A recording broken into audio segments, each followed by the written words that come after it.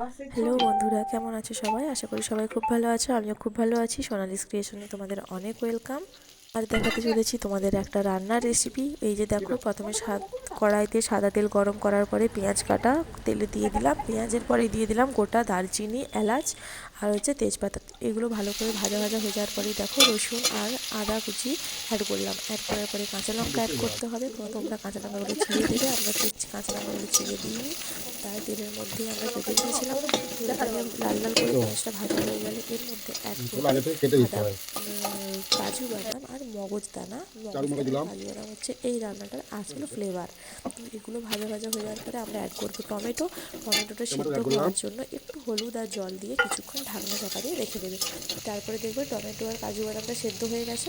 তারপরে কি করবে, ওটা নামিয়ে দেবে। নামিয়ে দিয়ে ঠান্ডা হওয়ার জন্য একটু ওয়েট করতে হবে। আর একদিকে এসে দেখো মাংস ম্যারিনেট করে রাখা আছে। নুন, হলুদ, জল দিয়ে ভালো মাংসটা আধ ঘন্টা মতো ম্যারিনেট করা ছিল আমাদের। এই যে দেখো মিক্সিতে দিয়ে দিয়েছি, ঠান্ডা হয়ে গেছে। কেটে নেবো। আর কালারটা ঠিক এই রকম হবে, দেখে নাও। আর এটা সেন্টটা দারুণ উঠেছিল। এই যে দেখো কালারটা ঠিক এরকম হবে। তারপরে ওই কড়ার মধ্যেই দেখো গোটা জিরে, গোটা গরম মশলা দিয়ে দেবো। দেওয়ার পরে হচ্ছে অ্যাড করবো রসুন কুচি।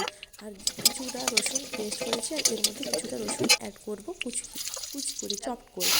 এই দেখো ম্যারিনেট করা মাংসটা ঢেলে দিলাম। নাড়াচাড়া করে সেদ্ধ করার জন্য ঢাকনা চাপা দিয়ে 10 মিনিট রেখে দেবো। এটা না মাংসটা জল না দিয়ে সেদ্ধ করতে হবে প্রায় 60%। আর দেখো আরেকদিকে কসুরি মেথি হচ্ছে গরম করা হচ্ছে, রান্নাতে দেওয়া হবে বলে।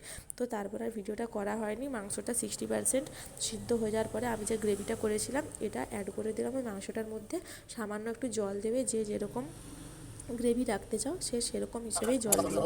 এই যে দেখো এটা হচ্ছে ফাইনাল লুক। তারপর ভালো লাগলে অবশ্যই লাইক কমেন্ট শেয়ার প্লিজ।